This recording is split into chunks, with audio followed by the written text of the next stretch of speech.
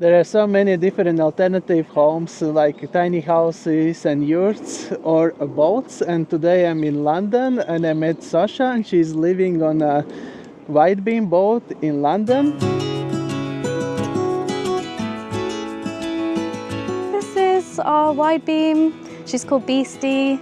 She's 60 foot by 12 foot. And I see solar panels on the roof, so you're off the grid? Yes, we have 4 solar panels and we've got quite a good battery system. So actually throughout sort of spring, summer, we barely have to charge the engine. We just get all of our power from solar. Yeah. Yeah. And then you use the roof like a storage? The roof this year we would like to convert into a kind of big garden. I'd like to have like big planters. At the moment, yeah, we store our kind of coal and things. This is how we get in. The water level is always changing and we have old dogs, so we use this to help us get in and out. And this is, I guess you would call it the front door, but it's technically the back. This is the stern of the boat. Yeah, and we tiny garden. We drive from here.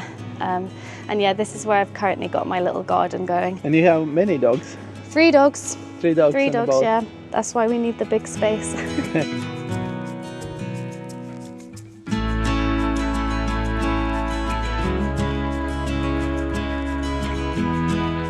Built this little cupboard, which was probably the best thing we did on the boat actually, because we store all our dog leads, our bags, helmets, just sunglasses, all of the rubbish you want to like throw down when you come in, keys and stuff.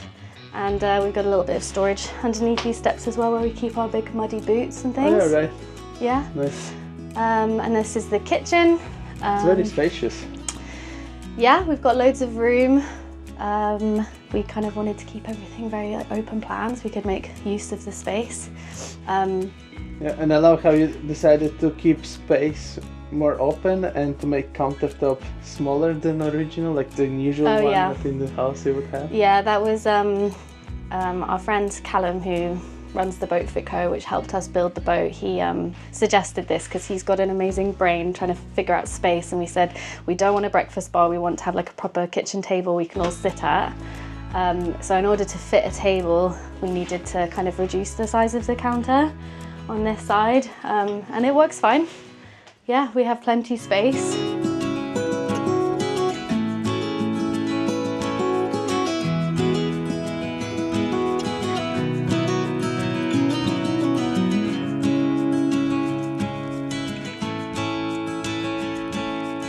And you got full-size fridge and freezer?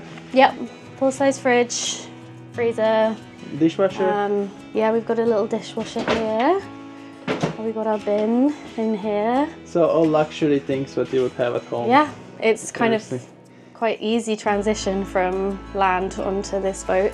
I've lived on smaller boats and boats that don't have any of these things, so this is really nice, yeah. Living off the grid, Sorcha still has the comforts of modern life. Appliances we all rely on every day. But there is one key difference: every single one is powered by the sun. If you have been following my tiny house journey, you already know that my home as well runs almost entirely on lithium batteries. I have got nearly 14 kilowatt hours of storage from Lithium, and they power everything: the lights, the water heater, the washer and dryer combo, dishwasher, oven, stove, and even my heated floor. When I first bought the batteries, I needed a system I could trust and one that wouldn't break the bank. And honestly, they have done exactly what they promised. These batteries have been powering my life for a while now, and they have delivered steady, reliable energy every single day. Now here is the fun part. A couple days ago, walking through an exhibition, I stumbled across the Lithium booth. It was very nice meeting the people behind the tech that literally keeps my house running. And they were kind enough to offer something special just for my community, a 10% discount.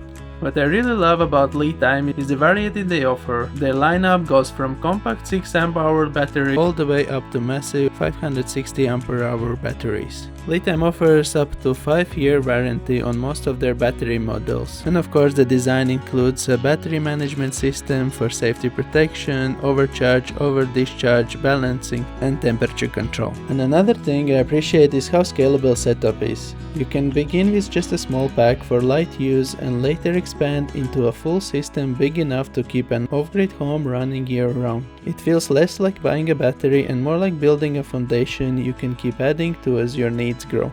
So whether you are looking to power a van, a cabin, or even a full-time tiny home like me, there is an option that fits. And compared to other brands, they're surprisingly affordable. So if you have been thinking about upgrading your setup, this might be the perfect time.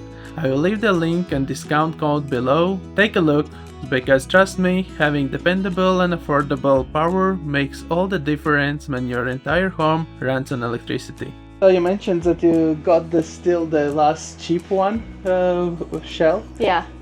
How much it was, the shell itself? The shell, I think at that time was about £60,000, Yeah. and then it would have gone up by probably 20% in that moment because the prices of steel were so high.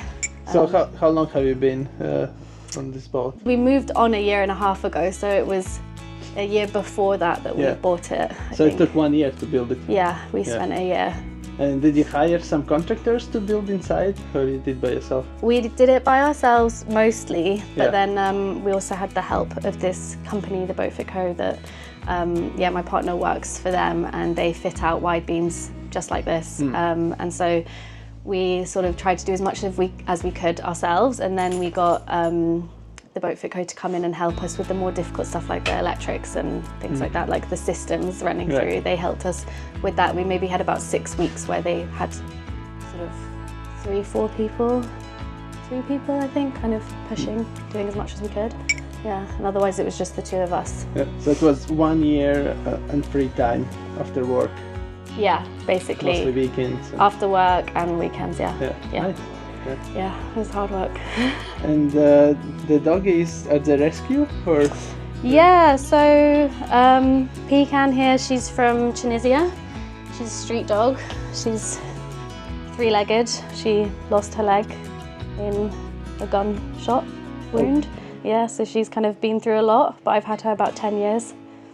And Brennan, he's a 14-year-old, very senior husky, and was a sled dog when I worked with dogs in Finland. Now he's retired. Now he's retired, yeah. He used to be very fit and very strong. And then the other one is sunbathing on the back deck. That's Stringer, my partner's dog, and he's 16. Oh, wow. Yeah, and he wasn't a rescue actually, but yeah, he's had him since he was 8 weeks old. Yeah. So. Nice. Yeah. Very old dogs. Yeah, this is the senior dog home. Yeah, enjoying boat life. Yeah, their retirement. In a slow lane. Yeah, exactly. Nice. Yeah. And I see you have many books, and you figured out to make library kind of hidden a bit. Yeah, my partner has a lot of books, and we decided to make these bookshelves either side, but once we'd moved on, we needed more space for books, actually, and we felt like, because the shape of a boat is quite unusual and you have this strange shadow from the gunnels underneath, and we thought, instead of having just this big empty space we're not using, why don't we make big shelves to go along, and we can push stuff up against them, build cupboards and things. This is the living room. I'm going to turn this lamp on actually. I was actually going to make this part of the boat a tattoo studio. Because you're a tattoo artist. Yeah, I'm a tattoo artist, and I thought maybe I'll tattoo on the boat, and actually from where you see these lines here, this was going to be a tattoo studio, this part. Yeah. But when we were building the boat, we realised that if the sofa kind of was here, then we just wouldn't have as much living space. And whilst building, I kind of decided that I wanted to just keep it as my home, not have customers coming in and out of it. So we took this wall away and then ended up giving ourselves all this living space. So you actually built the wall and then you remove it? Yeah, okay. We built it and then took it down. And I love how you added these skylights. They bring so much natural light inside. Yeah, they're really nice. So great, you can see the stars and the moon at night, and and it's very atmospheric, especially when it's raining, and they create. And in winter you have no issues with condensate and cold?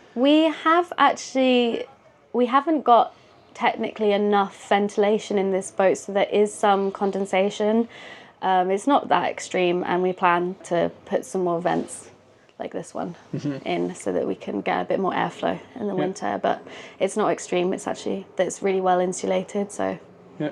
It's sprayed with foam, no? Yeah. Insulation. yeah, lots of spray foam. Yeah. Yeah. And heating source is only stove, or you have an additional? We have the stove, and we have a heater behind the sofa, a radiator, and we have underfloor heating as well. Okay, but Yeah. that's on electricity or on diesel? Well, that runs from we use the diesel to charge the engine when there's not enough solar. Yeah. And the whole thing runs off our batteries. Okay. So we could kind of, in the winter time, we're having to run our engine and burn some diesel to charge the batteries. Yeah. In order to kind of power the underfloor heating and Right. everything. But it's always on in winter. No, definitely not. Like, we like to use the stove, so we try and use the stove first, and then if it's, extra, we need a bit more. Yeah. In the mornings, it's quite nice to kind of turn the underfloor on, and it kind of quickly warms up it, so it kind Right. of takes the edge off. Yeah. But yeah. Yeah, we love it to have in a tiny house and Yeah, in the morning nice. to turn it on, or in Yeah. the evening. Yeah. Definitely, and we've got it kind of set up so that we can do it when we're on our way home or whatever. Everything I see here is like from a flea market. It's like vintage stuff, or it's just Yeah, new mix. but vintage. Looks like Like some of it's this is Max's grandfather's desk, and inherited. yeah, this is his mum's desk. Oh, nice. Yeah, we found this on the side of the road. I got that in a flea market. In like this condition, or you had to restore it? We oiled it to make it Okay. look a bit nicer. This is a funny one we found as well on the side of the road. So it's kind of collected over time, different People pieces. throwing out very nice stuff in London. Yeah, I mean, this was really lucky. Yeah. You don't always find things like this, Yeah. but we just came. Yeah, we had a good luck that day. Yeah, and Yeah. these have two wardrobes.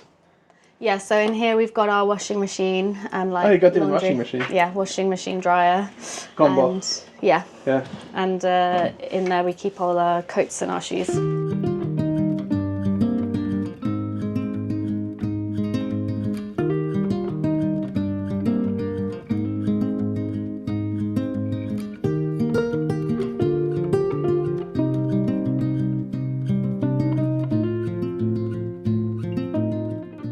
Why you decided to live on a boat? Were there other options, like on wheels, something, or? No, I can't drive. So I've lived on boats for years now. This is my third. Okay, so you had narrow boat as well, or? I had stayed on a narrowboat. I was renting a narrowboat first for about 6 months and saving up, and I inherited a bit of money and bought my own smaller boat. It was kind of like an old fishing boat actually, but quite tiny. Yeah. And I kind of did some interior work on that one, but it wasn't like a huge amount of work, but I had some experience and lived on her for 3 years, and then sold her and had the money plus a bit of a loan to buy the shell of this one. So yeah, kind of built my way up to having a boat like this. Yeah. Yeah. Nice. And is it expensive to rent in London a narrow boat? Well, you can only rent a boat in London if it has a permanent mooring, and permanent moorings are really expensive. Yeah. It might be like £1,000 a month, Wow. 1,100 a month, which seems crazy. Yeah. To live on a boat, it's not like as easy as living on a house, but you're kind of paying for it. You can maybe find cheaper ones than that, but the ones we've But it's in looked at- London, like it's not London. somewhere out. in London, and there's not loads of them, and a lot of people want them, so it's kind of they go to auction, so it can go up and up and up. How much per month would cost like this lifestyle on a boat in London? Or It depends what time of year. With maintenance, I guess you have to take it out of water. That's once true. in a while, right? You have to have savings because the maintenance, it can be really expensive. If something fails or if you have to replace something, it's usually £1,000 each time something goes wrong. It's quite expensive, and you do have to take the boat out of the water every 3 or 4 years to paint the bottom to make sure that the steel's in good condition. So those things do cost a lot of money. You have some fee Yeah. for the canal itself to pay? Yeah, we pay a license fee, so we pay a fee once a year Yeah. for the license. Now it's kind of, they're starting to charge per metre of the boat, I think, or like the size of the boat, which Okay. is fair. Yeah. So you pay more if you've got a bigger boat. Yeah. And I think, yeah, it's gone up from kind of probably like 1,100 to like 1,500 Per year. at the moment compared to like 5 years ago, maybe. Yeah. And then now it's increasing each Yeah. year or Yeah. more. Yeah. Yeah. They kind of announce that the percentage is going up all the time. Yeah. And then additional to that, you have insurance, of course. Mm-hmm. That's probably kind of the same. Same, similar, yeah. Yeah. Per year. Yeah. And then basically we just have diesel and to heat it up. Yeah. So Exactly. end of the day, it's super cheap to live in is. London. Yeah. Compared to a house. Yeah. It's even out of amazing. London, I think in all Yeah. England, like. True, yeah. Yeah. Definitely, like you're living mortgage free, you're not paying Yeah. rent. Yeah. I mean, that's a huge expense. You don't pay council tax. So, yeah, this is an amazing way to be in London. Right. Yeah. And it allows you to choose your work, how much you want to do your work, like how much you make money, because you're Yeah. not stressed out to make 3 grand a Yeah. month just to pay. To pay rent. Yeah, Yeah. I yeah. mean, that was the idea, was to move onto the boat and then be less stressed about creating the work to pay for life. Yeah. But I mean, in the last year, the cost of living in London's gone up so much, and it's definitely, as a tattoo artist, it's more difficult to get the customers than it used to be, because people just don't have the money to spend on luxury things like getting tattooed. Yeah. So in fact, I think what it's done is helped us sort of survive the economy at the moment, as opposed to like what we thought it might be, which is, oh, we have now lots of days we can take off, and like, or we could start extra projects. But we're hoping to maybe take the boat out of London next year, and maybe that will help us to have a bit more space and time for like more time off. But yeah, we're still working hard. Yeah. Yeah. Yeah, but it's like you kind of have a freedom. Yeah, definitely. You're not attached to some crazy payments. Yeah, it's definitely means, well, basically what it means is we can put some savings away. Yeah. And that helps for when there is, you know, some vet bills or Yeah. problem with the boat, then we have it there, you know. Right. Yeah. And here you have doors to the bathroom. Yeah. I love how you left all open. There are no walls. It feels so spacious. Yeah. And same time you can shut all doors for privacy, right? Yeah, these are sliding doors.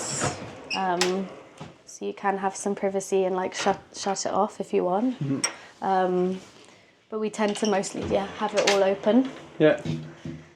So those are like that. And then, we just wanted to make a feature of we wanted to fit the bed in, and it's a big bed, so we thought we'd make it all open plan. And you look all the way through, you can see the bed at the end. Yeah. Yeah. And they have some small reading table in the bathroom. Yeah, this is funny. I thought like it looked a bit bare, and I really do like my antique furniture, so I put a little cocktail table here. But it's quite handy. You can throw your clothes there, you can sit there and, you know. And it fits perfectly. Yeah, it's cute. We just kind of chose fixtures that fitted with our kind of aesthetic, which is more like a kind of antique looking stuff. And the light makes the very nice atmosphere there. Yeah, it's so nice showering in here. I've never had such a nice shower in any of my rented flats or and previous boats. It's twice bigger than usually you get single one, right? Yeah, I think I can't really remember how we made that decision on like the measurements of the wet room, but I just knew I wanted lots of really nice tiles, so I went for this sort of big size so we could make the whole of this space walk-in kind of wet room. And here you have a sink and a composting toilet. Yeah, we've got a composting toilet. And we've got a bit of storage behind here. We actually found this sink on the side of the road as well. Oh, okay, nice. This was Fits perfectly there. Yeah, and it was this brand that we like, but it was kind of just needed a bit of a clean. Yeah. Yeah, we've got good space here. Here you have the bedroom. That again brings you all this open space. You have extra 2 doors to shut. Yeah, so we can completely shut off.